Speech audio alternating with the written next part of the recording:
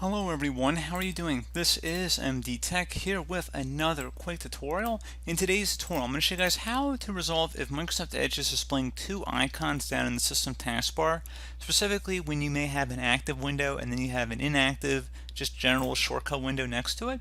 So this should hopefully be a pretty straightforward tutorial, guys, and without further ado, let's go ahead and jump right into it. So first thing I recommend doing, just close out of any open Microsoft Edge browsers or tabs, just close out of all of it, and then right click and delete all of your Edge shortcuts on your taskbar, so just unpin them. And now once everything's been removed from your taskbar, go ahead and open up Microsoft Edge once again. Just go through the start menu, search, type in Edge, and go ahead and open that up.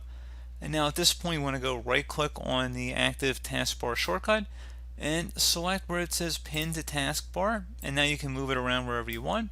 And now when you close out or use Microsoft Edge, you should only have one icon down there displaying. So pretty straightforward process, guys. Do hope that I was able to help you out, and I do look forward to catching you all in the next tutorial. Goodbye.